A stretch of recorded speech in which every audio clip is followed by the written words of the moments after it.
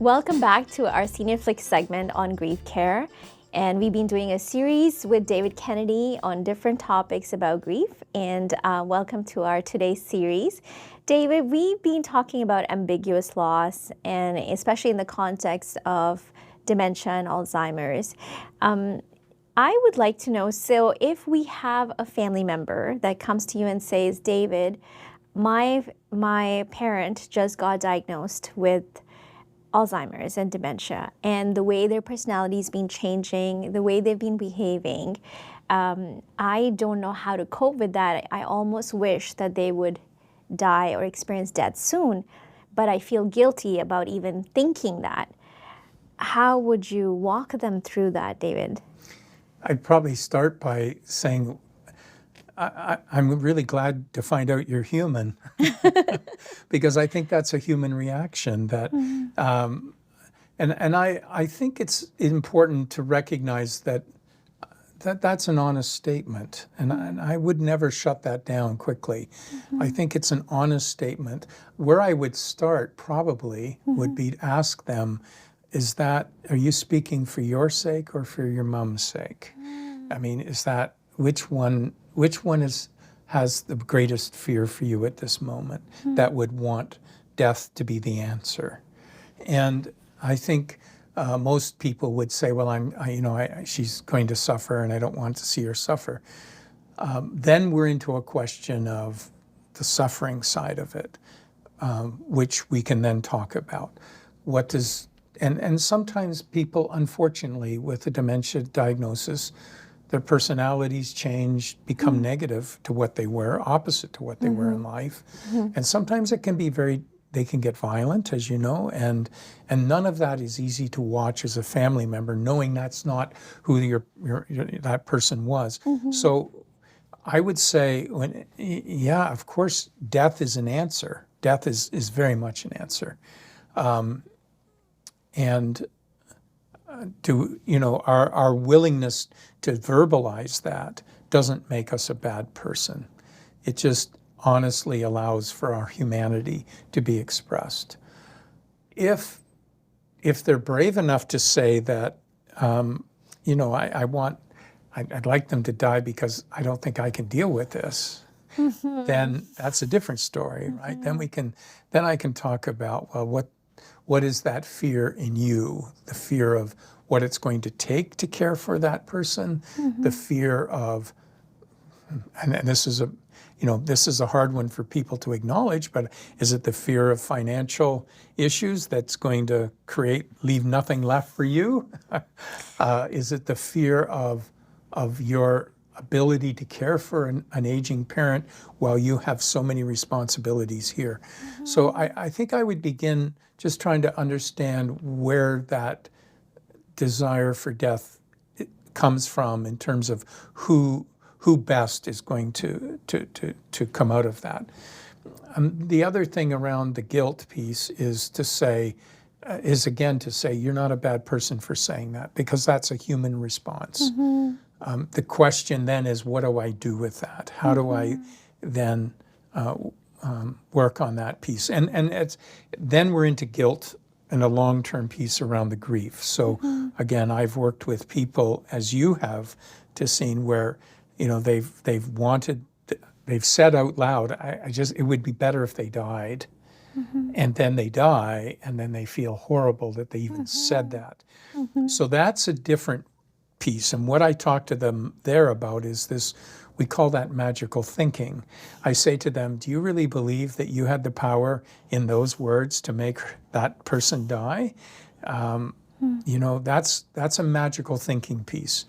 You did not cause death by what you said. We said it, and why did we say it? So let's go back to that piece. I said it because I hated to see Mom suffer the way she was suffering. That's a wonderful piece.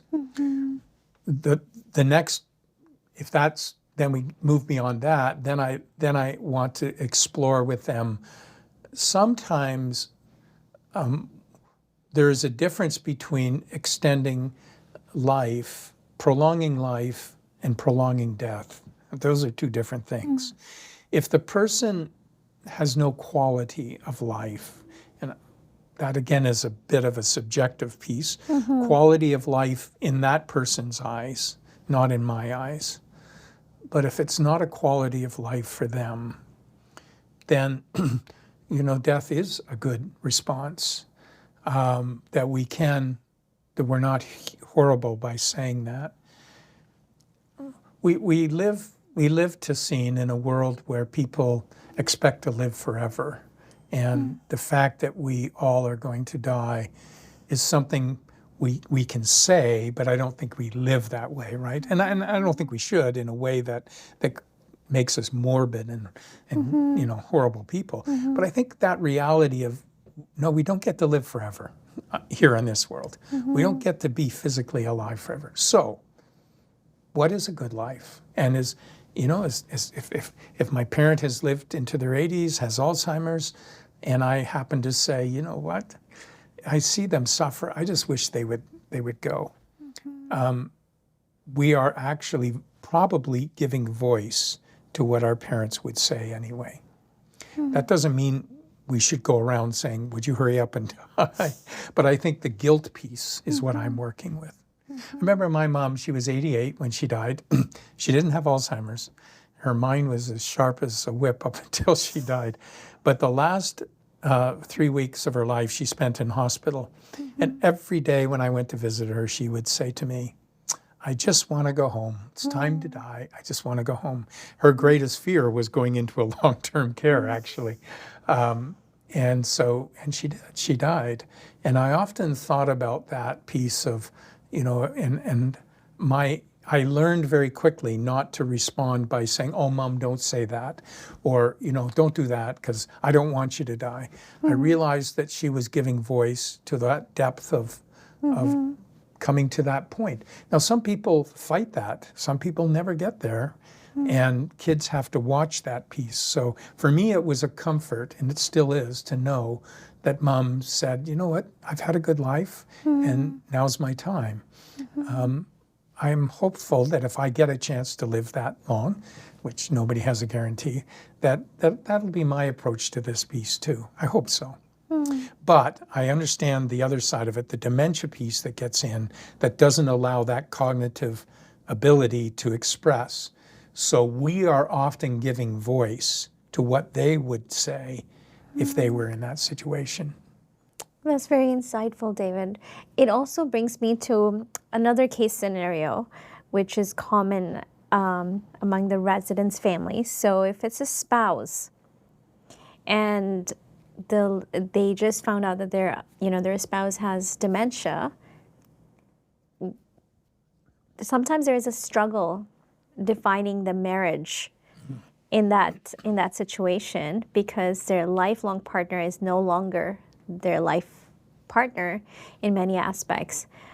How does someone like that navigate that path? Yeah, boy, that's a big one. And I'm glad you brought that out in the open, because it's one of those pieces that secretively a lot of people struggle with, but we're afraid to talk about it. And I think we need to talk about it. Again, I would start with that person by acknowledging and thanking them for the courage to give voice to that, and that acknowledging that this is not an easy task, doesn't have an easy answer.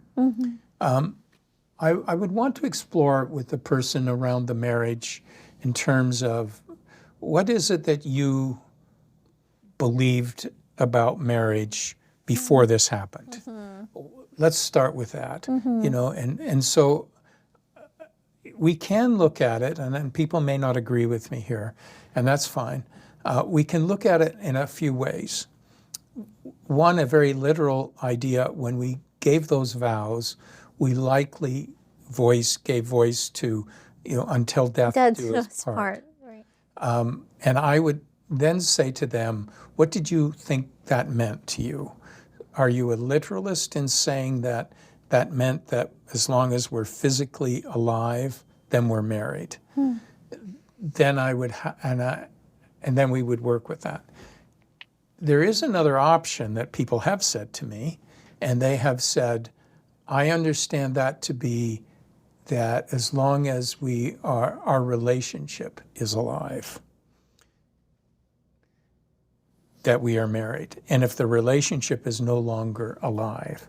Now that one gets a little tricky because that's only that's one-sided, right?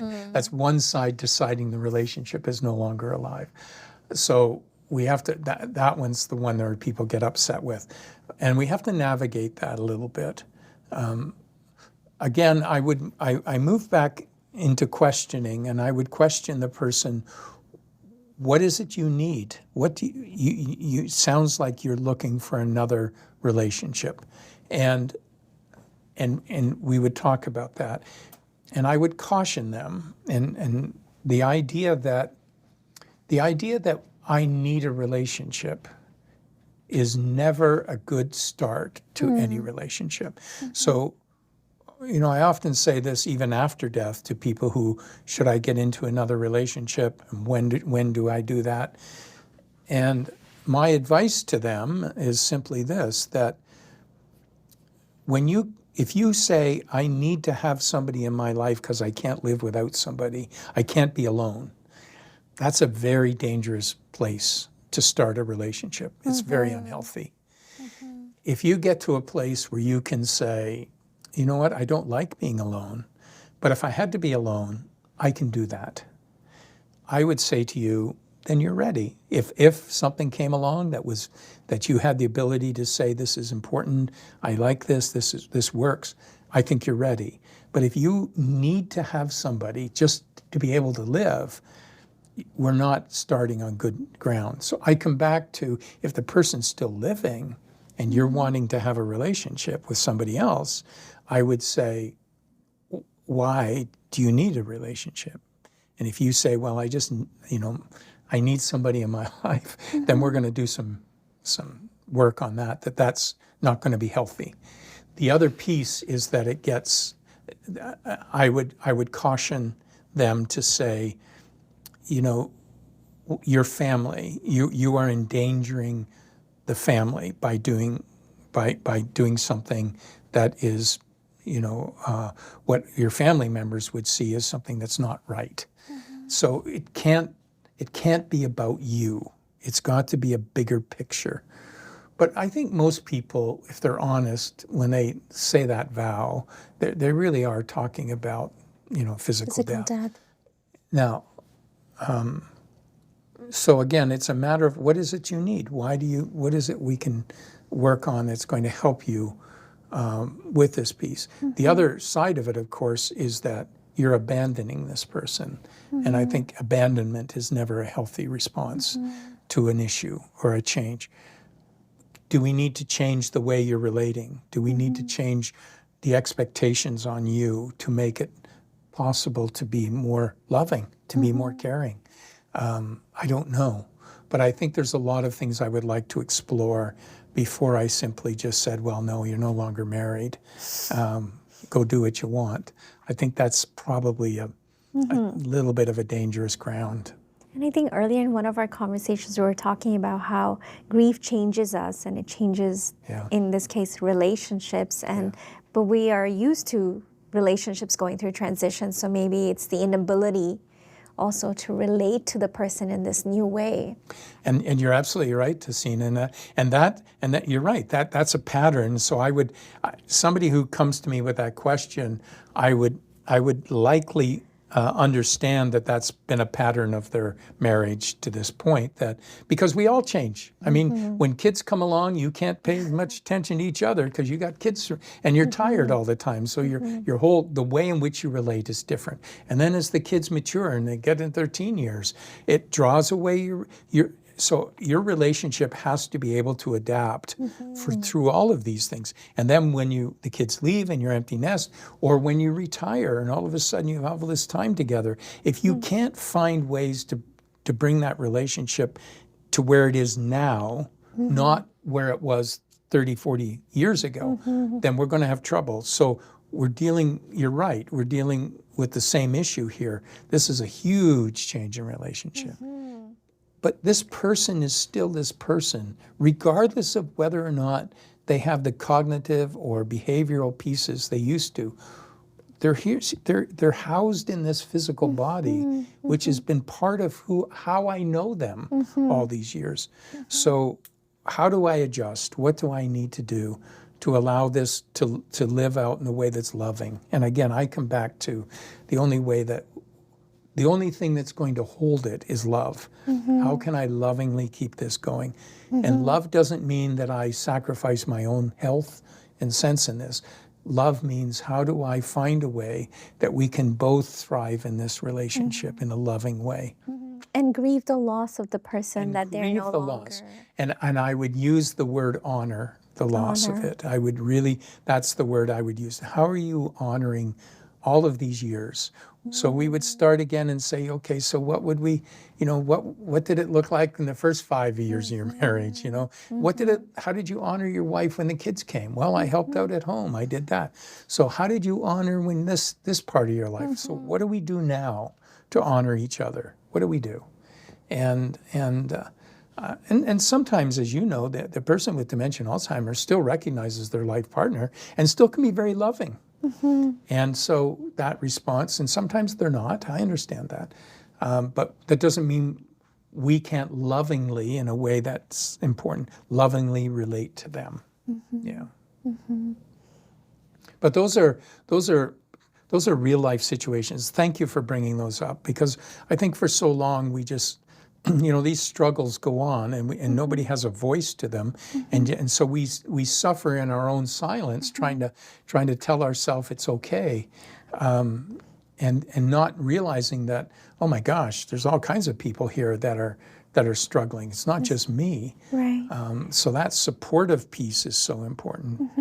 And like you had mentioned in one of your last, one of our last chat sessions about disfranchised grief. So this is one of those, and it's important to find the support piece of people who recognize that it is grief. Right. And that's the real important one. There are people in your circle of friends and support who won't get this. They won't get it. And there are people who do. So spend your time with the people who do. And allow yourself to be surrounded by the people who get it. And allow you to say to them, I had a tough visit with Mom today, without trying to fix you or make you feel better, but just allow you to be what it is. Who's somebody who would say, can you tell me, so what happened? Tell me about it. And without trying to come up with all these things to make you feel better, but just allowing you that moment to express that grief, and then find support in that. Let somebody give you a hug and just say, thank you. And just finding that peace in it. But finding ways to honor the person, even while they're alive. And I was telling you before, and maybe this is a good time, that one of the things I like to do is encourage them to pick out a date in the calendar. It could be could be the person's birthday, could be their wedding anniversary, or it could be a holiday that had special meaning for your family. But choose a date, and then have invite family and friends, but mostly family, to come to this, but call it a storytelling day. I love that. It's storytelling. And everybody has to come with a story about that person, a fun story about their life. And you can have generationally, you have people who knew them, their friends from way back, and then family who knew pieces of them. And you call it a story day, and somebody records it, because those kids, young kids who are babies or even not yet born, who never got to know grandpa or grandma, have this incredible history of stories now, where when they get old enough, you're going to say, hey, do you want to hear a story about grandma and grandpa? Oh, that's beautiful, David. That's beautiful. So that's how we honor them. So that's a way of honoring them while they're alive, and you can continue that after they die and have a story day. Oh, that's beautiful. I love that. I love that. What a beautiful example of how we can honor them. David, I would love to continue some of more questions on grief in our next segment. Thank you so much for sharing your insight and wisdom with us today. Thank you.